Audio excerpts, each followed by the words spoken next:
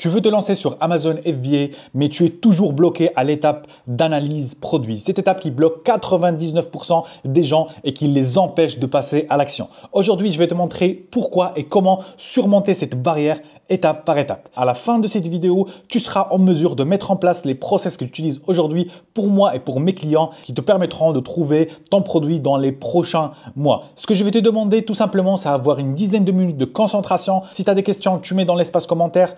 N'hésite pas à t'abonner pour supporter la chaîne et supporter le travail. Et comme ça nous permettra de faire avancer tout le monde. Sans perdre de temps, on passe directement au cœur du sujet. Alors la première chose que tu dois savoir, c'est qu'il y a potentiellement des obstacles psychologiques qui t'empêchent aujourd'hui de trouver ta recherche produit. Et ces obstacles-là, moi je les énumérais en 3 obstacles majeurs. Parce qu'aujourd'hui, tu penses que tu vas trouver le produit gagnant, le produit qui va te rendre riche. Mais la vérité des choses, c'est qu'il n'y a pas un produit qui va te rendre riche sans que tu l'améliores, que tu le travailles ou que tu le brindes. Du coup, c'est à toi d'embellir un produit et de rendre un produit basique à le rendre un produit gagnant pour ton business. Et les 3 obstacles majeurs qu'on retrouve quand on veut rechercher un produit, c'est tout simplement le premier, c'est le manque de connaissances et des outils. Quand vous utilisez Helium 10 ou Jungle Scout, vous êtes en train d'utiliser comme des amateurs. Il faut être beaucoup plus professionnel. Vous avez énormément de data que vous pouvez utiliser. Par exemple, analyser la data, analyser les prix, analyser l'évolution de tous les concurrents et de savoir comment traiter la donnée, savoir comment votre produit il est drivé. Est-ce qu'il est drivé par les commentaires, par le prix, par le design et tout ça, ça va vous permettre de déjà qualifier votre clientèle et de savoir à qui vous allez vendre votre produit. Deuxième chose, c'est la peur de l'échec. Aujourd'hui, il y a plein de gens qui vont trouver leur produit, mais pour passer à l'action, pour passer à la caisse, pour faire leur première commande, ils hésitent. Ils hésitent. Aujourd'hui, si tu as la peur de l'échec, l'entrepreneuriat n'est pas fait pour toi. L'entrepreneuriat, c'est une activité où on prend du risque, où on accepte de perdre comme de gagner. Et il faut sortir de sa tête l'appréhension dans le cas où on va échouer. Il n'y a pas de plan B, il n'y a pas de plan C. Le seul plan, c'est de lancer un business et de le réussir à 100%. Et si on échoue, c'est normal. C'est avec les échecs qu'on va repartir sur un deuxième produit, un troisième produit. Du coup, dans votre mindset, il faut que vous soyez cohérent avec vos objectifs et que surtout que vous n'ayez pas des mauvaises attentes. Et ça, je le vois tout le temps. Le business en ligne, ce n'est pas la ruée vers l'or, ce n'est pas on va devenir millionnaire en 24 heures. Si vous voulez croire à tout ce qui se dit sur YouTube ou sur TikTok, Instagram, c'est à vous de voir comment vous alimentez votre savoir. Mais il faut avoir des attentes, des objectifs qui sont liés à votre budget de départ. Ça veut dire que si on se lance avec un budget de 2 000 €, il ne faut pas estimer avoir 10 000 € par mois. Il n'y a pas une cohérence là-dessus. Du coup, potentiellement, commencez petit, concentrez-vous beaucoup plus sur la valeur que vous pouvez mettre en place sur le marché, lancer un produit qui fonctionne, qui a une rentabilité. Deuxième chose, pour lancer son produit, il faut savoir que vous devriez aujourd'hui créer et développer votre propre offre. La majorité des gens, quand ils se lancent sur Amazon, ils prennent l'outil Helium 10 ou Jungle Scout, ils vont effectuer leur recherche produit, ils auront plusieurs produits et ils pensent qu'ils vont trouver la niche où il y a 20 commentaires. Sauf qu'aujourd'hui sur Amazon, ça ne fonctionne plus comme ça. Ça, c'était avant, en 2012, on ne trouvait pas beaucoup de commentaires. Aujourd'hui, il faut créer une différenciation, creuser votre niche. Et là, creuser la niche, ça commence déjà par créer une offre unique et attractive. Ce que je veux dire par ça, c'est qu'aujourd'hui, pour que tu crées une offre, déjà, première chose, il faut que tu comprennes ton avatar client. Comprenez bien votre client, ça va vous permettre de savoir sur quel marché vous allez vous lancer. Est-ce que votre client, c'est quelqu'un qui est aisé, qui a un âge de 20, 30 ans, qui a 40 ans, qui a 18 ans, il faut comprendre déjà à qui vous allez vendre votre produit. Et dès que vous avez compris le besoin de votre client, il faut passer à l'étape suivante, c'est définir ses besoins. Ses besoins par rapport au produit et à la niche que vous avez trouvé. Comme exemple, j'ai pris cette niche-là qui concerne organisateur de cuisine tiroir. C'est une niche qui concerne, pour organiser tous les tiroirs, on a des boîtiers en bois, on a des trucs en plastique, en bois. Voilà. Tout ça, en fait, c'est une niche aujourd'hui qui génère de l'argent, qui a du potentiel. Pour vous donner un exemple concret, il faut comprendre votre client, c'est qui. Potentiellement, ça va être une femme entre 20 à 50 ans ou à 60 ans qui est en train de faire ses achats sur Amazon et qui veut un tiroir de rangement de cuisine. C'est quoi la potentielle problématique de notre client? C'est qu'aujourd'hui, elle n'a pas où ranger ses couvercles. elle peut avoir beaucoup de couvercles. Aussi, elle peut avoir des tiroirs qui sont avec des tailles très différentes. Et c'est là où en fait vous allez creuser et trouver de la faille de la niche. Potentiellement là, sur cet exemple-là, on peut trouver ce produit-là qui est sur le marché américain, qui génère 58 commentaires et qui est déjà à 13 000 $ avec 634 ventes à peu près. Et ce produit-là, il vient avec une particularité, c'est que c'est un produit extensible qui peut s'adapter à n'importe quel tiroir, à n'importe quel couvercle.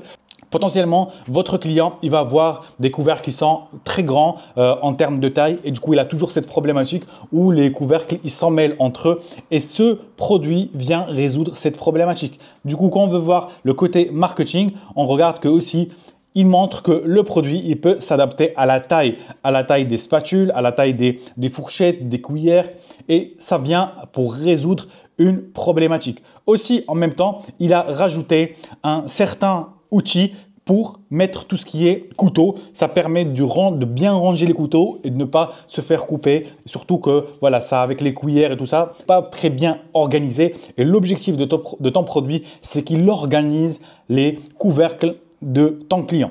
Du coup là, tu as trouvé plusieurs problématiques. Potentiellement là, on a trouvé un produit qui est extensible, qui n'est pas encore sur le marché français. On a trouvé cette idée d'amélioration sur les couteaux pour bien organiser.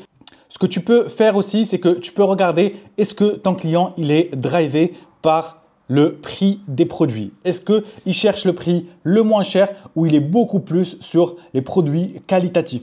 Et ça aussi, tu peux le savoir, bien sûr, en utilisant les outils. Tu te mets sur X-Ray et tu tries pour voir est-ce que les produits avec le prix le plus bas, c'est eux qui performent le plus ou pas. Du coup, là, on peut voir le premier est 81 000 €. Le premier est à 12 $, 23 $, 38 $, 18 $, 23 $, 35 $. On peut voir qu'il y a une multitude de prix. C'est-à-dire qu'il y a une diversité de prix. Et ça, c'est bien. Ça veut dire que le client, il n'est pas drivé par le prix, mais beaucoup plus drivé par la fonctionnalité, par la qualité. Et c'est ça aujourd'hui qu'on cherche. Dès que vous avez trouvé votre client, avatar client, là derrière, vous allez travailler votre branding. Quel message mettre en place? Sur l'exemple que je vous ai donné, le message qu'on va transmettre, c'est on va vendre un produit qui va organiser vos couvercles, que ce soit des petites ou des grandes tailles. C'est un produit qui est extensible, qui peut s'adapter à tous les couvercles et qui va résoudre une vraie problématique que même les gens, quand ils achètent des organisateurs, ils ont toujours ce problème-là. Et tu peux checker dans ta cuisine, tu vas toujours voir que il y a des couvercles qui s'en mêlent entre eux tout le temps. Dès que vous avez trouvé le bon message, vous trouvez bien sûr le bon nom et derrière le bon design par rapport à votre branding, à votre produit. Il faut envoyer l'image de la qualité, toujours avoir une image qualitative des brandings qui vont être par rapport à la cuisine par exemple dans notre exemple ou même sur d'autres thématiques. Ce qu'on peut voir aussi par exemple sur la thématique des kits matcha thé, là on peut voir qu'il y a plusieurs produits qui sont moyennement brandés, d'autres qui sont beaucoup mieux brandés. Et là, on peut voir vraiment la différence dans avoir un bon packaging, avoir des bonnes couleurs, avoir le bon nom, avoir le bon design et les belles photos. Ça fait toute la différence. Les gens aujourd'hui, ils achètent beaucoup plus l'image qu'autre chose. Du coup, maintenant que vous avez trouvé votre image là, on va créer notre offre qui est bien sûr le produit initial qui est organisateur des couvercles. Mais on a aussi ajouté un deuxième accessoire qui va ranger vos couteaux. Et là, ça fait une belle offre. Bien sûr, on peut développer le contenu numérique. On peut avoir plusieurs gifts qu'on peut donner, accessoires en plus pour augmenter la valeur perçue du client. Mais déjà, dans notre cas, c'est déjà pas mal. Et dès que vous avez cette combinaison, ça veut dire un produit avec sa valeur, bien sûr en travaillant sur votre avatar client, il faut comprendre les erreurs qui sont commises par les autres. Et ça vient aussi avec les commentaires négatifs. Vous pouvez checker tous les commentaires négatifs, voir ce qui remonte comme effet négatif sur les produits des concurrents et améliorer votre produit là-dessus. Dès que vous avez fait ce travail-là de combinaison, de trouver un produit, de l'améliorer, de savoir comment mettre en valeur votre produit, vous passez à la troisième et dernière étape, c'est le packaging, bien sûr avec les couleurs que vous avez choisies et le marketing avec toutes les images en mettant en avant l'accessoire, les accessoires que vous avez ajoutés, en mettant en avant l'offre que vous avez rédigée. Mais sans ça, vous ne pouvez pas lancer sur Amazon un produit tout simplement comme idée. Il faut faire un peu plus, il faut faire un peu plus d'efforts. Certes, c'est un travail en plus, mais c'est ça aussi qui va vous permettre de différencier de la concurrence. Dès que vous avez fini toutes ces étapes, là, vous passez à la troisième étape, c'est trouver un fournisseur qualifié. Dans notre exemple, bien sûr, on peut trouver ce genre de fournisseur sur Alibaba, mais là-dessus, par exemple, on peut trouver d'autres deux usines qui vont s'occuper, un des organisateurs et l'autre qui va organiser les couteaux. Si votre usine initiale, elle n'a pas ce produit-là, il ne faut pas partir chercher la facilité, mais beaucoup plus chercher la qualité de votre produit. Lancez-vous, c'est des produits qui ne vont pas vous coûter trop cher en termes de sourcing, mais qui vont vous permettre déjà de briser cette glace, de passer à l'action, de faire votre première aventure. Vous allez juste kiffer cette aventure-là parce que c'est quelque chose, vous êtes en train de créer de la valeur, vous êtes en train de créer quelque chose pour vous. Du coup, lancez-vous et passez à l'action. Ça, c'est la meilleure chose que vous pouvez faire en 2025. Du coup, non-stop. Arrêtez les excuses, arrêtez de penser à tout et lancez-vous pour créer quelque chose de qualitatif et surtout beaucoup de valeur pour vos consommateurs. Et pour vous aider encore plus, j'ai mis en place un lien, j'ai ouvert des nouveaux créneaux pour échanger avec les gens qui veulent créer quelque chose pour eux en 2025. Du coup, n'hésitez pas à cliquer sur le lien dans le descriptif, plein de valeurs qui va être partagé dans ce call. Du coup, vous n'hésitez pas, on va parler du budget, des objectifs et aussi voir est-ce que le business Amazon, c'est un business qui vous correspond et on parle en plein transparence comme vous le savez. Du coup, n'hésitez pas aussi à mettre un commentaire, à liker, à vous abonner. Ça va juste supporter la chaîne, supporter le travail que je fournis aujourd'hui. Et je vous dis à la prochaine. Gardez la force. Vous êtes aujourd'hui actionnaire. Vous avez déjà commencé à visionner. Vous avez commencé à se former. Continuez à faire le travail et je vous dis à la prochaine.